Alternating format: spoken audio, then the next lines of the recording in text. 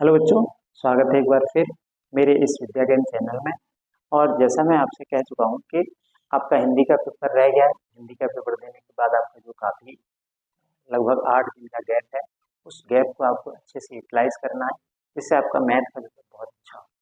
उसके लिए ये बहुत ज़रूरी है कि आप रेगुलर इसका रिवीजन करते हैं। आज चूंकि आपका पेपर हिंदी का हो चुका है, इसलिए हो सकता है आप रेस्ट के मूड में हो, तो बेटा एकदम रेस्ट नहीं करना है। कुछ रेस्ट करने के बाद समरी एटलीस्ट आज आपको जरूर पढ़ना है, ठीक है। और जैसा मैं कहता चलूँ वैसा आप होते चलेगा। मैं आपको बार बार भरोसा दिला रहा हूँ कि आपके नंबर बहुत अच्छे आ सकते हैं।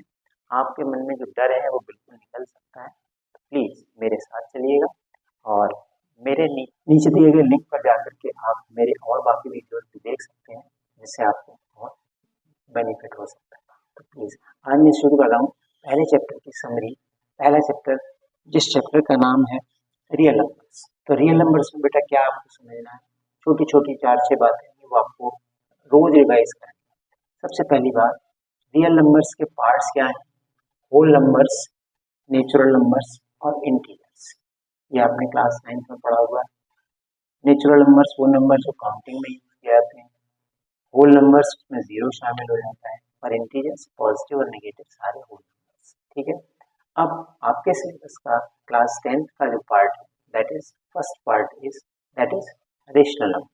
तो रेशनल नंबर बेटा कौन से होते हैं जो पी अपॉन क्यू फॉर्म में लिखे जा सकते हैं? पी अपॉन क्यू फॉर्म में जो लिखे जा सकें ऐसे नंबर्स जिसमें q must not be equal to zero. P upon q form में और रेशनल नंबर। तो रेशनल नंबर्स वो नंबर्स हैं जो पी अपॉन क्यू फॉर्म में लिखे जा सकते हैं, ठीक है, जिसमें q is not equal to zero, q zero नहीं होना। इस फॉर्म के जो नंबर्स हैं वो रेशनल नंबर्स, और जो नंबर्स इस फॉर्म में नहीं लिखे जा सकते वो रेशनल नहीं होते, वो इरेशनल नंबर्स होते हैं, ठीक है। ये क्लास 9th का टॉपिक है। फिर भी यहाँ पर आपके इस चैप्टर में सबसे इम्पोर्टेंट एक क्वेश्चन बनता है, to prove that root of any prime number is an irrational number. जैसे √2, √3, √5 एक्सेट्रा। इनके जो रूट्स हैं यानी कि 2, 3, 5, these are the prime numbers. Prime numbers के रूट्स हमेशा इरेशनल होते हैं, ठीक है। इसकी प्रूविंग आपने अच्छे से तैयार की होगी, नहीं की हो तो बेटा पक्के से कर लेना। ये 80% आने वाले क्वेश्चन में से होता है, या तो इस टाइप का क्वेश्चन पूछा जाता है, या prove that 2 + 3 √5 is an irrational। तो ऐसे सवालों को आप बिल्कुल तैयार रखें। इस यूनिट में से इन सवालों में से एक सवाल निश्चित रूप से आपको पेपर में मिलने वाला है, ठीक है। दूसरी बात, और इस चैप्टर में से जो मेन टॉपिक है, दो नंबर्स के एलसीएम और एचसीएफ का product. HCF of AB into LCM of AB, that is A into, यानी किन्हीं दो नंबर्स के प्रोडक्ट को आप उनके एलसीएम और एचसीएम के प्रोडक्ट के बराबर मान सकते हैं, या आप कह सकते हैं किन्हीं दो नंबर्स का एलसीएम और उन्हीं दोनों नंबर्स का एचसीएफ, इन दोनों का प्रोडक्ट उन दोनों नंबर्स के प्रोडक्ट के बराबर, ठीक है। तो ये पहले चैप्टर में ये कुछ खास बात है बेटा, इस पर बेस्ड आपको 2 से 3 नंबर का सवाल मिल जाता है। इस पर आपको 3 नंबर का सवाल निश्चित रूप से मिलने वाला है, ठीक है। आइदर √2, √3, √5 में से किसी एक को इरेशनल प्रूफ करवाता है, या 2 + 2 √5, या A + B √C जैसे किसी नंबर को इरेशनल प्रूफ करवाया था। तो उसके स्टेप्स आपने किए होंगे, तैयार किए होंगे। मैं आगे वीडियोज में डिटेल में जब कराऊंगा तो बता दूंगा। अभी आज मैं समरी बता रहा हूँ, ठीक है। पहले चैप्टर का इतनी बात आप याद रखें, ठीक है बेटा। दूसरा चैप्टर आता है पॉलिनोमियल्स।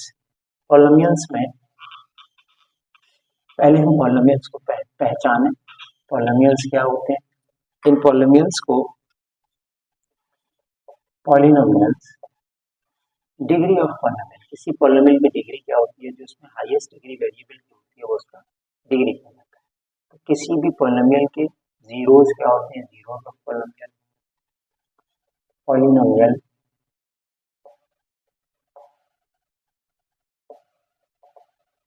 ये वेरिएबल एक्स में पॉलिनोमियल है, तो इसके जीरोस क्या होते हैं, जीरो ऑफ पॉलिनोमियल। ये बेटा होता है क्या है, पॉलिनोमियल किसी जीरो का पॉलिनोमियल ऐसी वेरिएबल की वैल्यू जो इस पॉलिनोमियल को जीरो कर दे, वेरिएबल की वो वैल्यू जो पॉलिनोमियल को जीरो कर दे, that is known as zero of the polynomial. किसी पॉलिनोमियल के कितने जीरो, जितना उसका ऑर्डर। डिग्री ऑफ पॉलिनोमियल, ये भी पूछा जाता है, किसी पॉलिनोमियल की डिग्री कितनी होगी, जितने उसके जीरोज होंगे, कितने जीरोज होंगे जितने उसकी डिग्री होगी।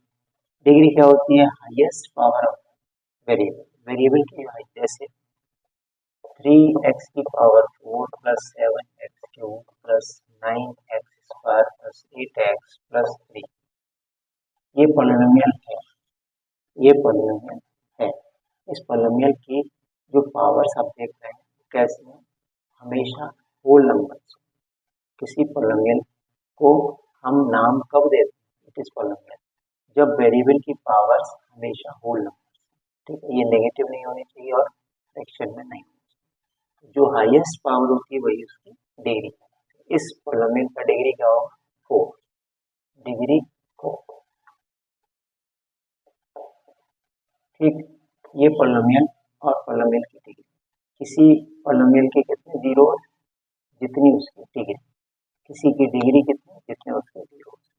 अब आपके सिलेबस में पॉलिनोमियल सेकंड ऑर्डर के पॉलिनोमियल, सेकंड डिग्री के पॉलिनोमियल्स, इनके दो जीरोज होंगे, दो जीरोज अगर हम सेकंड डिग्री का polynomial A x square plus B x plus सी,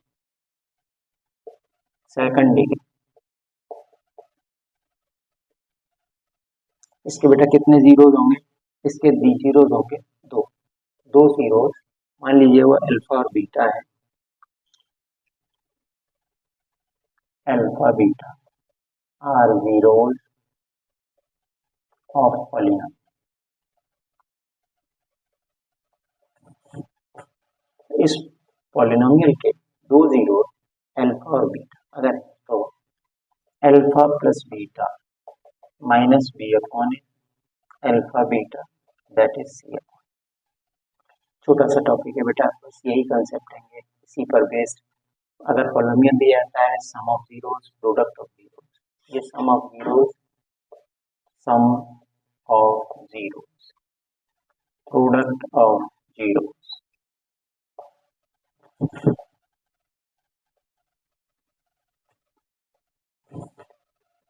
ठीक।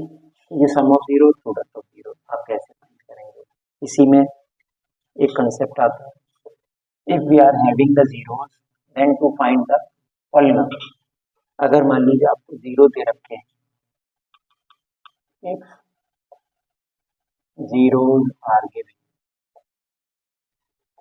then to find polynomial, ये भी बेटा बनता है सवाल। इसमें क्या करना है कि x square minus sum of zero into x plus product of zero.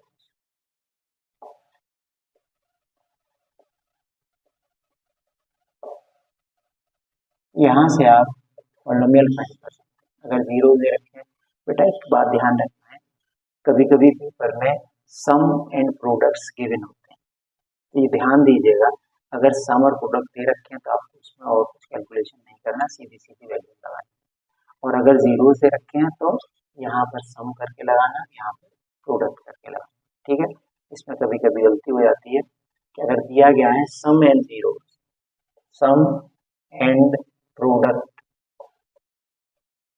Are 4 and minus 3, ये दे रखा है, तो आपको एक्स स्क्वायर माइनस 4x और माइनस 3, ये आपका पॉलिनोमियल।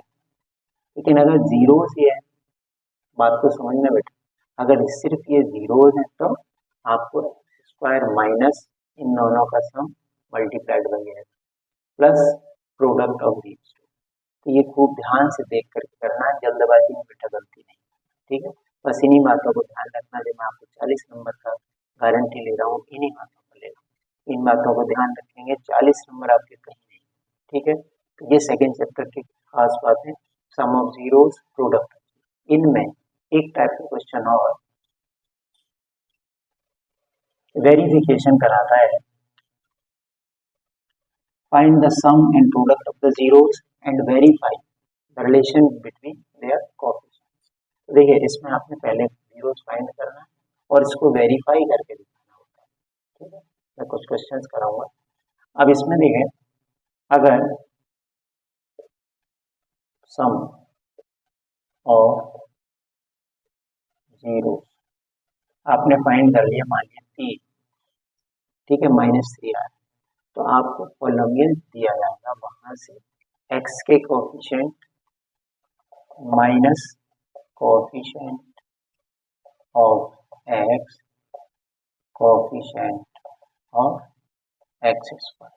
ठीक है, ये है constant upon coefficient of x square. यहाँ से हम जीरो की बात कर सकते हैं। ठीक है, सम ऑफ जीरो प्रोडक्ट। इसमें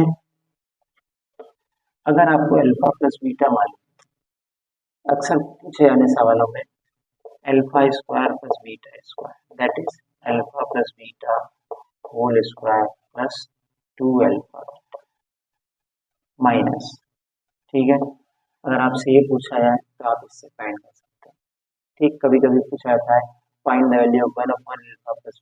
इसमें करना क्या है आपको, अल्फा प्लस बीटा और अल्फा बीटा के टर्म्स में उसको कन्वर्ट करना। जैसे अगर आपसे पूछा जाता है 1 upon alpha plus 1 upon beta, तो क्या होगा बेटा, beta plus alpha upon alpha beta. Alpha plus beta आपको मालूम होगा, अल्फा बीटा मालूम होगा, you can find the value. ठीक है, तो इसमें घबराना नहीं है, थोड़ा सा आपको ये आइडेंटिटीज आपको याद है। ठीक, तो ये रहा second chapter. Now the third chapter, that is pair of linear equations in two variables.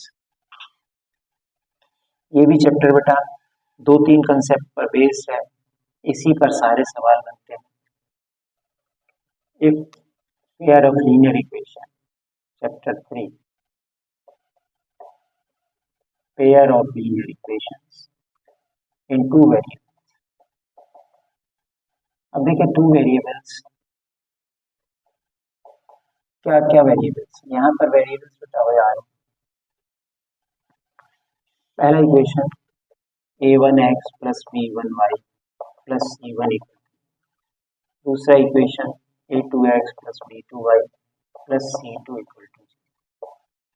यहाँ पर वेरिएबल बेटा क्या है, x और y, a1 b1 c1 a2 b2 c2, these are coefficients. ठीक, अब आप जानते हैं अगर एक लीनियर इक्वेशन होता है तो इसके इनफाइनाइटली मैनी सॉल्यूशन होता है, इसके इनफाइनाइट सॉल्यूशन होंगे, बट जब पेयर ऑफ लीनियर इक्वेशन होगा, इसके सॉल्यूशन का मतलब क्या है कि ऐसी एक्स और वाई की वैल्यू जो दोनों को सेटिस्फाई करें। ठीक है, दोनों को जो सेटिस्फाई करेंगे वही सिस्टम का सॉल्यूशन कहलाए। अब इसके लिए तो बातें तो सॉल्यूशन के लिए, यूनिक सॉल्यूशन, यूनिक सॉल्यूशन का मतलब क्या है, in pair of linear equation का यूनिक सॉल्यूशन कब होगा, जब a1 upon a2 b1 upon b2 बराबर नहीं हो। और अगर मैं इसको ग्राफिकली बात करूं, then the lines will be intersecting, intersecting line.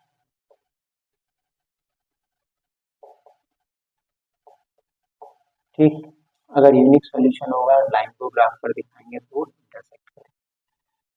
Infinite solution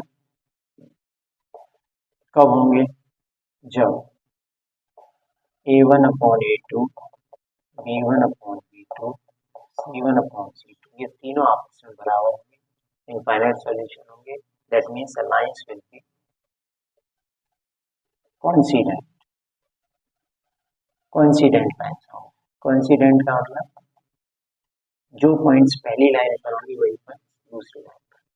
इसमें सॉल्यूशन कितने हो रहे हैं, इनफाइनाइट, हर पॉइंट दोनों ही इक्वेशन को सेटिस्फाई करेंगे। तीसरा आता है बेटा नो सॉल्यूशन। नो सॉल्यूशन में a1/a2 b1/b2 तो बराबर, लेकिन ये बराबर लाइन्स आर पैरेलल। ये घुमा फिरा करके इन्हीं कॉन्सेप्ट पर बेस्ड क्वेश्चंस बनते हैं, ठीक है। अब इसमें कंसेप्ट और आता है बेटा कंसिस्टेंट एंड इनकंसिस्टेंट। कंसिस्टेंट वो इक्वेशंस होती हैं जिनके सॉल्यूशंस होते हैं, जिन इक्वेशंस का सॉल्यूशन है उनको हम कंसिस्टेंट बोलते हैं, जिनका सॉल्यूशन नहीं है वो इनकंसिस्टेंट।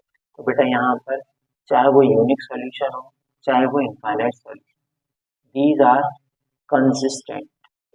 कंसिस्टेंट कब? चाहे यूनिक सॉल्यूशन हो चाहे इनफाइनाइट। जब कोई सॉल्यूशन नहीं होगा देन इनकंसिस्टेंट। इनकंसिस्टेंट, ठीक। तो पेयर ऑफ लीनियर इक्वेशंस में ये बात आपकी मैथमेटिकल बात हो गई। अब इन इक्वेशंस को सॉल्व करने के दो तरीके आपके सिलेबस में है, एक एलिमिनेशन मेथड और एक सब्स्टिट्यूशन मेथड, ठीक है। एलिमिनेशन मेथड में क्या किया जाता है? एलिमिनेशन मेथड में आइदर x और y के कोएफिशिएंट को हम बराबर करते हैं, फिर उसको सब्ट्रैक्शन या एडिशन करके हम एक वेरिएबल में कन्वर्ट करते हैं, एलिमिनेशन। और सब्स्टिट्यूशन में क्या करते हैं? From any value, either x की वैल्यू या y की वैल्यू, पहली इक्वेशन से उठा करके दूसरी में लगा दें या दूसरी से पहले में, फिर उसको सॉल्व करें। ये बात ध्यान रखिएगा, अगर एग्जाम में किसी मेथड का नाम लिया जाता है तो आपको उसी मेथड से उसको सॉल्व करना है, अदरवाइज आपकी मर्जी है, तो जो आसान लगता है आप उससे करें, ठीक है। अगर इंस्ट्रक्शन दिया गया by elimination method, then you have to apply elimination method only. Elimination method कहा गया आप सब्स्टिट्यूशन से करते हैं तो आपको मार्क्स अवार्ड नहीं, ठीक है। तो इसको ध्यान रखिएगा, अगर कोई मेथड कहा गया तो आपको उसी मेथड को फॉलो करना, ठीक। तो ये एलिमिनेशन मेथड, सब्स्टिट्यूशन मेथड, इसमें दो मेथड्स हैं, एलिमिनेशन मेथड और एक सब्स्टिट्यूशन मेथड। अभी मैं सिर्फ रिवीजन नहीं करा रहा हूँ, अभी सिर्फ समरी आपको बता, ठीक है। सब्स्टिट्यूशन, तो आपके दिमाग में रहे कि कौन से मेथड्स क्या है। एलिमिनेशन में क्या करते हैं? आइदर x और y के कोएफिशिएंट बराबर करके हम एडिशन सब्ट्रैक्शन कर देते हैं, है ना, और एक वेरिएबल को सॉल्व कर लेते हैं, दूसरे की वैल्यू फाइंड करते हैं। सब्स्टिट्यूशन में एक की वैल्यू दूसरे में लगा, दीज आर द मेथड्स, ठीक। तीसरा चैप्टर के बाद अगला चैप्टर बेटा आता है quadratic equation. Chapter number 4 quadratic equation. Quadratic equation, इसमें quadratic equation ax² + bx + c = 0, such type of equation is quadratic equation. तो क्वाड्रेटिक इक्वेशंस के roots, there are two roots of the quadratic equation. Graph पर अगर हम दिखाएं तो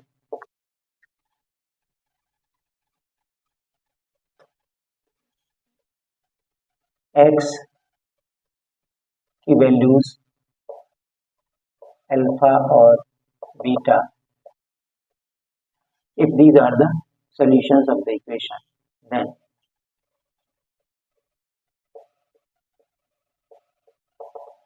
to find the roots with the help of factorization, ठीक है,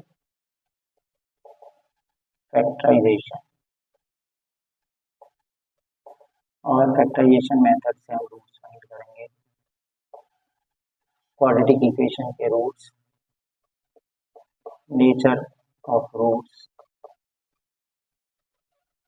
no real root, real and equal roots, real and unequal roots. बेटा ये equal roots, nature of roots में कभी कभी पूछा जाता है, इस पर बहुत सवाल बनता है। इस पर find the value of k for what, for which the equations have real equal. तो देखिए इसके लिए हम करते क्या है, ये x square plus B x plus C, इसका डिस्क्रिमिनेंट डी होता है बी स्क्वायर माइनस 4ac। इसको क्या बोलते हैं, डिस्क्रिमिनेंट। डिस्क्रिमिनेंट, ये discriminant D B square minus 4ac। B क्या है, coefficient of x, C is the constant, A is coefficient of x square. ठीक है, तो यहाँ से बी स्क्वायर माइनस 4ac हम सॉल्व करेंगे। ये सॉल्व करने पर ये तीन कंडीशन हो सकते हैं, D no real, D less, D equal 0, D greater than. अगर डिस्क्रिमिनेंट नेगेटिव है तो इसका कोई रियल रूट नहीं होगा। अगर डी इक्वल टू 0 है तो रियल रूट्स होंगे इक्वल।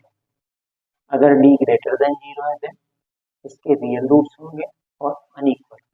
ठीक है, तो ये आपको चैप्टर नंबर 4 में ध्यान रखना है, चैप्टर नंबर 4। ठीक, क्वाड्रेटिक इक्वेशन। अगला आता है बेटा AP, arithmetic progression. Arithmetic progression में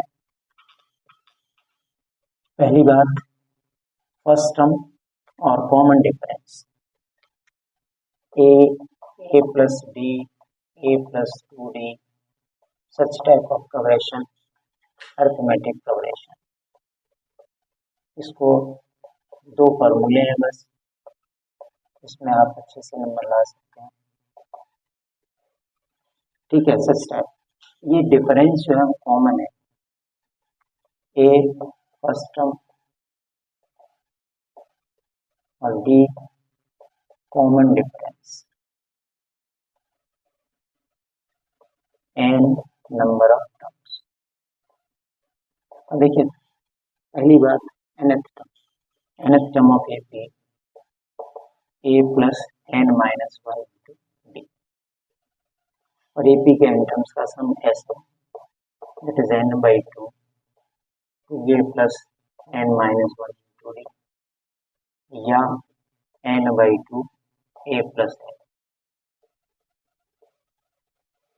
ठीक है, लास्ट टर्म मालूम हो, नंबर ऑफ टर्म्स मालूम हो, यहाँ से आप नंबर ऑफ टर्म्स के ब्याह पर सम ऑफ एन टर्म्स फाइंड कर सकते हैं। एक और फॉर्मूला कभी कभी पूछा जाता है, find the nth term from N, nth term from N.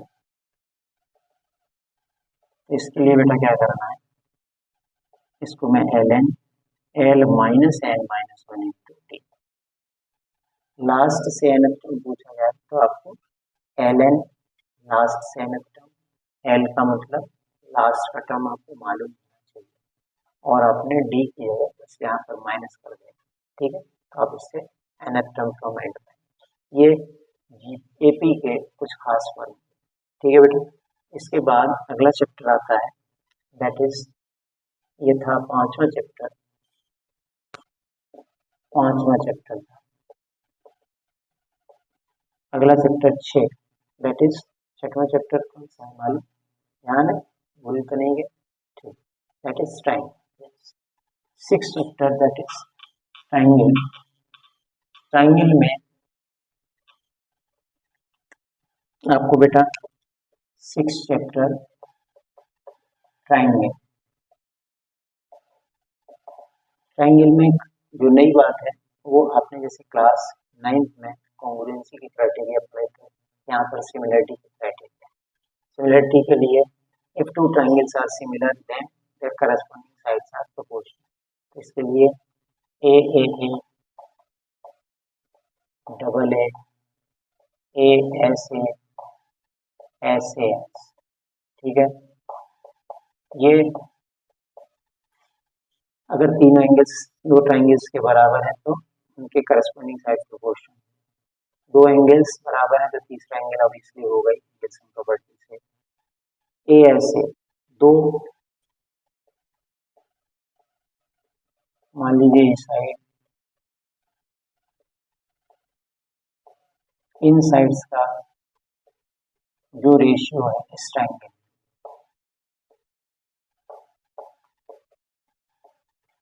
P Q R A B C, दो ट्राइंगल्स अगर पी क्यू और क्यू आर का जो रेशियो है वही ए बी और बी सी का हो, और साथ ही साथ ये एंगल्स बराबर then these two triangles are, ये प्रोपोर्शनल की बात हो रही है। अगर P Q upon Q R is equal A B upon B C and angle P Q R angle B, then these two triangles are similar. Congruency अलग चीज है। कॉन्ग्रुएंसी में क्या होता है, shape and size both are equal. यहाँ पर shape same होगी, साइज की गारंटी नहीं। ठीक है, ये क्राइटेरिया आपको ध्यान रखना है। और बेसिक प्रोपोर्शनलिटी थ्योरम, इसको हम थेल्स थ्योरम भी कहते हैं, ये बहुत इंपॉर्टेंट है बेटा, इस पर सवाल बनता है। ये क्या कहता है, अगर किसी ट्रायंगल के दो साइड्स पर कोई दो पॉइंट लेना है, इनको मिलाने वाली लाइन अगर तीसरी साइड के पैरेलल है, PQ is parallel to BC, then ये P और Q पॉइंट्स को सेम रेशियो में डिवाइड करते हैं। तो AP अपॉन PB बराबर AQ अपॉन QC। ठीक है बेटा, ये थेल्स थ्योरम दो। कन्वर्स में क्या होता है, अगर ये रेशियो बराबर है तो ये मिलाने वाली लाइन इसके पैरेलल। थेल्स थ्योरम क्या कहती है कि अगर ये लाइन पैरेलल है तो ये पॉइंट्स को सेम रेशियो में डिवाइड। ठीक है, ये छठवां चैप्टर आपका ट्रायंगल। बेटा ये सारी बातें आपको रोज रिवाइज करना है, मैं बार बार आपसे कह रहा हूँ। अगला चैप्टर है बेटा, वो है कोऑर्डिनेट। कोऑर्डिनेट में क्लास 9th में आपको कोऑर्डिनेट सिस्टम बताएगा।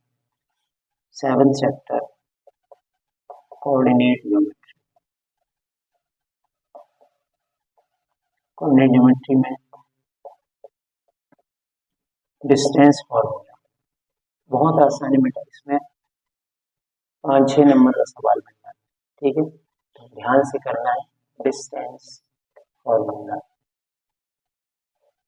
दो पॉइंट्स हैं Px1 y1 Q x2 y2, दोनों के बीच का distance PQ under root x2 minus x1 whole square y2 minus y1 whole square. ठीक है, ये फॉर्मूला आपको याद रखना है, फॉर्मूले में कोई गड़बड़ नहीं करना है। इसके बाद आता है सेक्शन फॉर्मूला। सेक्शन फॉर्मूला, अगर P और Q दो पॉइंट्स हैं x1 y1 x2 y2, इनको मिलाने वाली लाइन m1 रेशियो m2 में, ये पॉइंट जो इस लाइन सेगमेंट को m1 रेशियो m2 में डिवाइड करता हो, इस पॉइंट के कोऑर्डिनेट्स m1, ये ध्यान रखना है बेटा, m1 x2 plus m2 x1, m1 x2 plus m2 x1 divided by m1 plus m2। इसका abscissa coordinate m1 y2 plus m2 y1 upon m1 plus m2। ये इस पॉइंट के कोऑर्डिनेट्स हैं जो इस दोनों पॉइंट्स को मिलाने वाले लाइन सेगमेंट को m1 रेशियो m2 में डिवाइड करना है। ठीक है, मिड पॉइंट फार्मूला बेटा यहीं से बना है। जब m1 और m2 बराबर होंगे तो ये फार्मूला बन जाएगा x1 plus x2 y2 y1 plus y2 by 2। ठीक है, ये आपको यहाँ से मिड पॉइंट फार्मूला बन जाता है। मिड पॉइंट फार्मूला मैं यहाँ रफली कर रहा हूँ, आपके पास नोट्स बने हुए होंगे, है ना। ये कंसेप्ट आपको रोज रिवाइज करना है, बार बार करना है। इसमें बेटा सवाल जो बनते हैं वो सवाल 2-3 इस पर सेक्शन फार्मूला पर, find the point where, find the point on, या पहले मैं उसकी बात करूँ डिस्टेंस फॉर्मूला पर बेस। जैसे सर्किल का सेंटर आपको मालूम है, ये पॉइंट एक कोई पॉइंट है, ठीक है, ए बी सी डी और एच के। यहाँ पर सेंटर से ए बी का डिस्टेंस जो होगा वही सेंटर से सी डी का डिस्टेंस होगा। ये कंसेप्ट आपको अप्लाई करना अगर सर्किल से रिलेटेड कोई बात पूछी होती है तो। ठीक है, यहाँ सेक्शन फॉर्मूला पर बेस्ड पूछा जाता है कभी कभी, find in what ratio x axis divides the line segment joining the point. दो पॉइंट दिए हुए पी और क्यू, मान लीजिए दो पॉइंट्स। जब बेटा हम इनको मिलाएंगे तो ये वाई एक्सिस, ये एक्स एक्सिस, एक्स एक्सिस किसी रेशियो में डिवाइड करेगा। क्वेश्चन बनता है कि पी और Q x1 y1, Q x2 y2, इसको मिलाने वाला लाइन सेगमेंट एक्स एक्सिस किस रेशियो में डिवाइड करना, यानी आपको यहाँ पर क्या फाइंड करना, रेशियो फाइंड। तो रेशियो फाइंड करने के लिए हम क्या करते हैं, a रेशियो 1 कंसीडर मान लेते हैं, a रेशियो 1। तो हम a रेशियो 1 जब मानेंगे तो मान लीजिए k रेशियो 1, तो k x2 plus k plus 1। ठीक है, इसका ऑर्डिनेट होगा k y2 plus y1 upon k plus 1। अब क्योंकि पॉइंट x एक्सिस पर कोई पॉइंट होता है तो उसका ऑर्डिनेट 0, तो यहाँ से आप इसको 0 रखें और 0 रख करके हम k की वैल्यू फाइंड करेंगे, वही रिक्वायर्ड रेशियो। ठीक है, और इसमें एक सवाल बेटा बहुत इंपॉर्टेंट बनता है कि जैसे पैरेललोग्राम के 4 वर्टिसेस होते हैं, इनमें 4 वर्टिसेस में एक थ्योरम लगता है। वो थ्योरम क्या है, वो थ्योरम कहता है कि अगर पैरेललोग्राम के 4 vertices P x1 y1 q r s x2 y2 x3 y3 और x4 y4, अगर ये चारों वर्टिसेस इनमें से जो आपको ये ध्यान रखना होगा कि diagonals of parallelogram bisect each other, यहाँ पर ये कंसेप्ट बहुत काम करता है। ये जो मिड पॉइंट पी आर का होगा वही मिड पॉइंट एस आर का भी होगा। ठीक है, तो हम क्या करते हैं, दोनों के मिड पॉइंट्स फाइंड करेंगे, दोनों का कंपेरिजन करेंगे। इसमें अगर एक कोई कोऑर्डिनेट मिसिंग है तो आप उसको यहाँ से फाइंड कर सकते हैं। ठीक है, तो ये आपके 7वां चैप्टर कोऑर्डिनेट ज्योमेट्री की खास खास। ठीक है, इसका नेक्स्ट चैप्टर आता है ट्रिग्नोमेट्री। ट्रिग्नोमेट्री में ट्रिगोनोमेट्री, इसके बेसिक ट्रिग्नोमेट्री में ये अगर एंगल है किसी राइट एंगल में, ये एंगल अगर है ए बी सी और एंगल ए, 6 रेशियोज हैं, दो साइड्स के बीच में रेशियो जो है वो trigonometric ratio sign A cos A ten ए। ठीक है, परपेंडिकुलर बेस परपेंडिकुलर अपॉन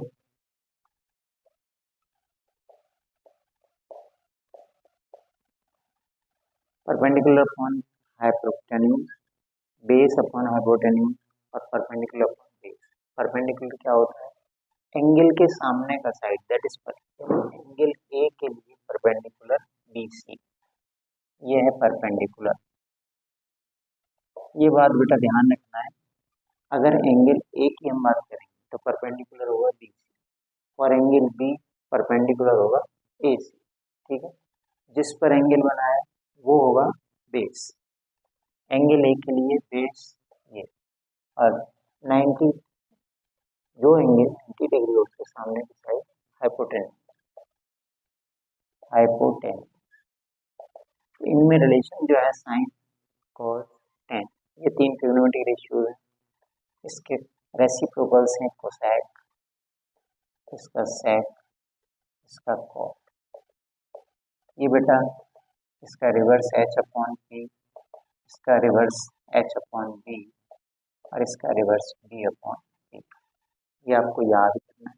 ठीक है, आइडेंटिटीज साइन स्क्वायर ए प्लस कॉस स्क्वायर ए बराबर 1 प्लस टेन स्क्वायर ए सेक स्क्वायर ए 1 प्लस कॉट स्क्वायर ए कोसेक स्क्वायर।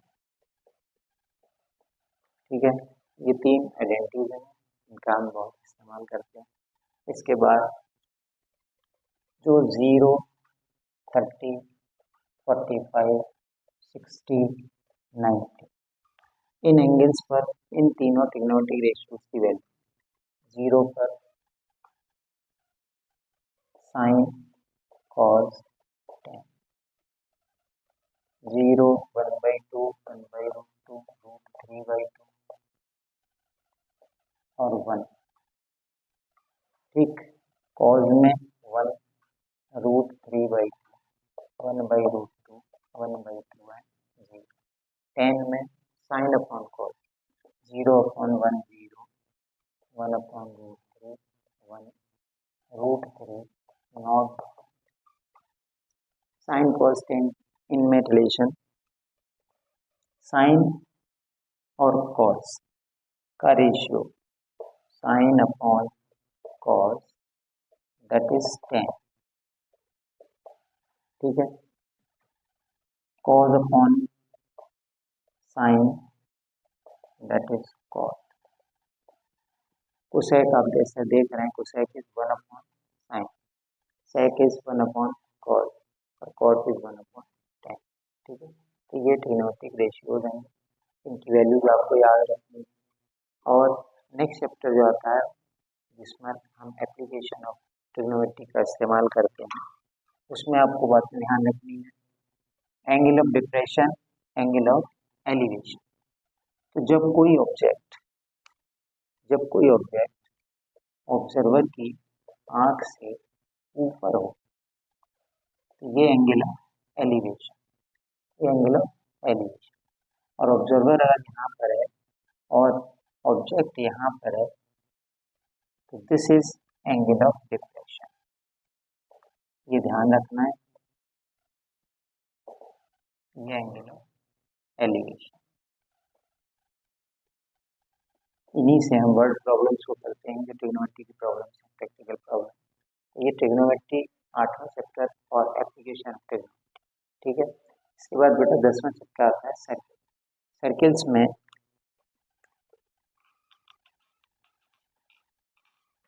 आपने क्या टेंजेंट्स,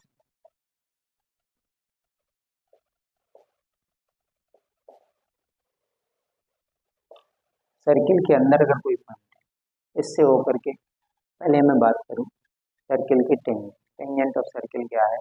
सर्किल को टच करती हुई जो कोई लाइन जाती है तो वो उसका टेंजेंट कहलाता है। ये कॉन्सेप्ट्स हैं। अगर कोई पॉइंट सर्किल के अंदर है तो इससे होकर के कोई भी इस पर टेंजेंट ड्रॉ नहीं किया जा सकता। अगर कोई पॉइंट सर्किल पर है तो इससे एक टेंजेंट ड्रॉ किया जाता है, this is known as point of contact.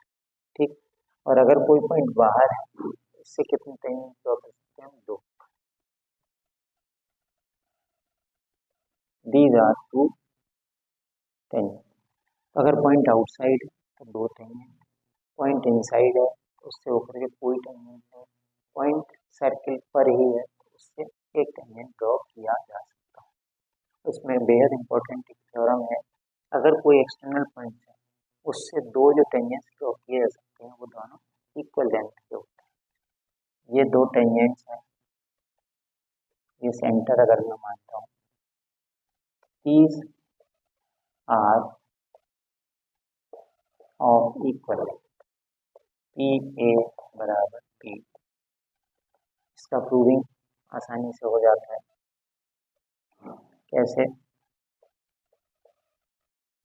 In 2 triangles की कंपैरिजन करें तो ये ट्रायंगल जो है 90 बनाएगा, ये 90 बनाएगा। ठीक है, ये दोनों रेडियस है, ये हाइपोटेन्यूज है R H S, right right. Hypotenuse दोनों का सेम, एक साइड ओ बी और ओ ए बराबर होंगे क्योंकि ये रेडियस है। तो ये दोनों ट्रायंगल्स कॉन्ग्रुएंट करके हम इसको प्रूव कर देते हैं कि ये ओ ए पी और बी पी बराबर, यानी कि एक्सटर्नल पॉइंट से जो दो टेंजेंट्स ड्रॉ किए जा सकते हैं दोनों इक्वल लेंथ के होते हैं। ठीक है, इसमें यही बेटा खास कंसेप्ट है। और इसमें जो सवाल बनते हैं,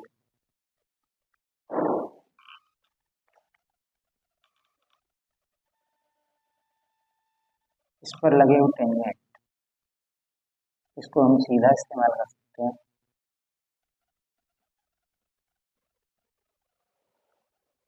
ये सर्किल सर्किल को सर्किल करने वाला जो कोऑर्डिनेटर है, इसके अपोजिट साइड्स का सम इन अपोजिट साइड्स के सम के बराबर है। इसकी प्रूविंग भी है और इसको डायरेक्ट यूज करते हैं। इस पर बेटा सवाल बनेगा। ठीक है, A B C D, A B plus C D, इन साइड्स का सम इन दोनों साइड्स के सम के बराबर, A D plus B C. ये प्रूव भी किया जा सकता है और हम इसको सीधा इस्तेमाल। ठीक है, ऐसे ही angle subtended by opposite sides at the centre, उनका सम भी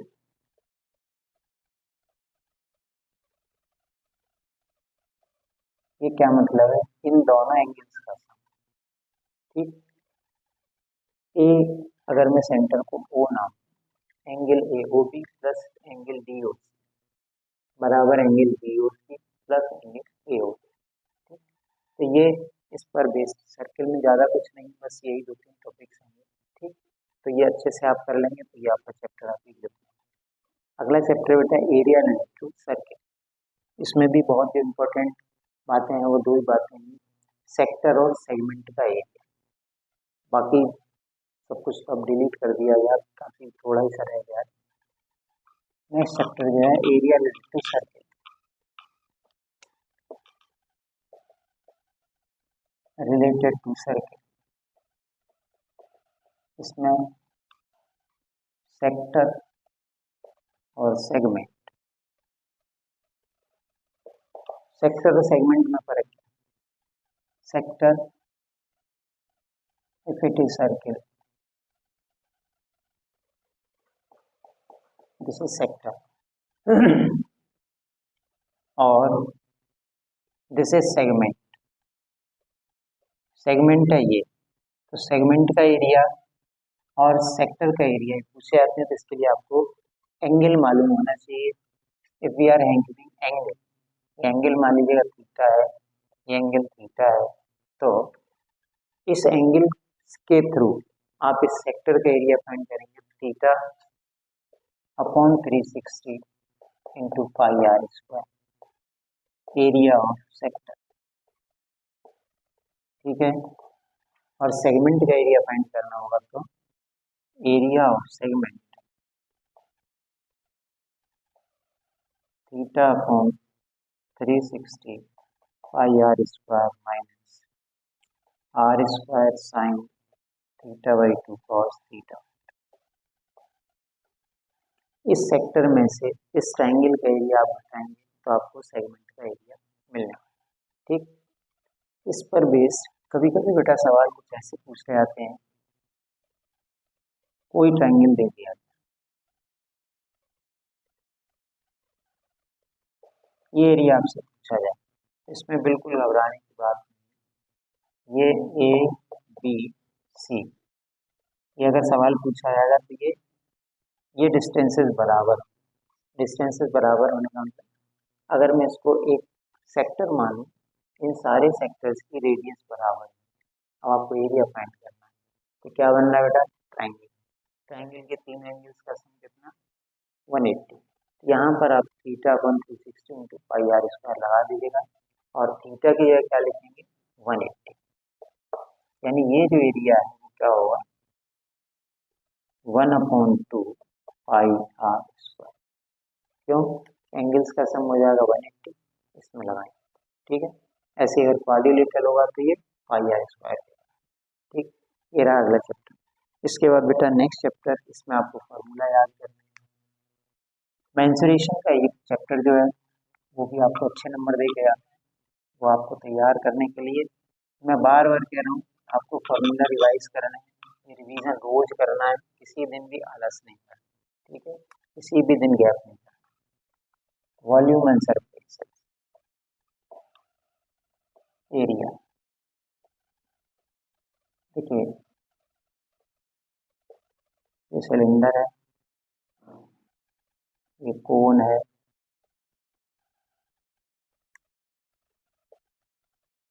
स्फीयर में volume 4/3 pi R, surface area 4 pi R, volume pi R square है, सिलेंडर का वॉल्यूम पाई आर स्क्वायर है, सरफेस एरिया सी एस और टी एस। अगर मैं C S से लिखूँ तो that is pi R H 2 times, अब total surface area 2 pi R H plus R. ठीक, कोण के लिए 1/3 पाई आर स्क्वायर एच, और ये सी एस से पाई आर एल और पाई आर एल प्लस। यहाँ पर समझना बेटा, ये इसका रेडियस, ये हाइट, यहाँ पर स्लैंट हाइट, ठीक है, ये रेडियस, और ये इसको एल्टीट्यूड या हाइट, वर्टिकल हाइट, ठीक है। ये आपको ध्यान रखना।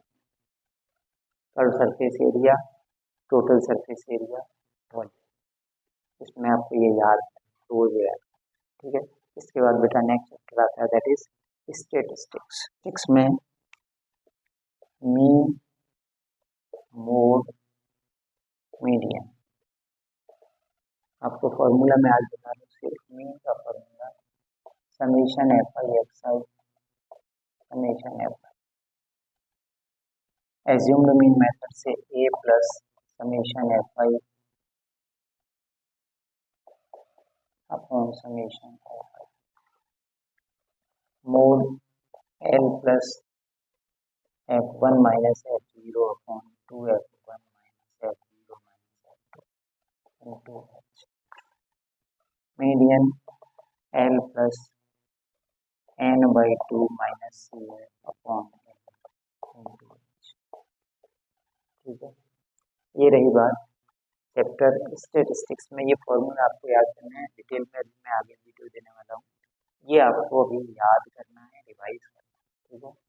नेक्स्ट एंड लास्ट चैप्टर अगर प्रोबेबिलिटी, प्रोबेबिलिटी में तो बेटा आप समझ बिल्कुल मुफ्त के नंबर है, ठीक है, 4 से 5 नंबर आपको बिल्कुल मुफ्त के मिलते हैं, थोड़ा समझना है। प्रोबेबिलिटी, प्रोबेबिलिटी क्या कहती है, आउटकम्स फेवरेबल और टोटल आउटकम्स, किसी भी इवेंट की प्रोबेबिलिटी आप ऐसे फाइंड कर सकते हैं, favourable outcomes divided by total number of outcomes. किसी भी इवेंट की प्रोबेबिलिटी पीई से डिनोट करते हैं, ये हमेशा 1 और 0 के बीच में लाई करता है, किसी की भी प्रोबेबिलिटी 1 से ज़्यादा नहीं हो सकती, 0 से कम नहीं। टोटल आउटकम्स, जैसे आपने किसी पासे को फेंका, अगर हम किसी डाई को रोल करते हैं तो डाई के रोल करने पर आउटकम्स क्या होंगे, 1 2 3 4 5 6, तो 6 आउटकम्स हो, टोटल आउटकम्स 6।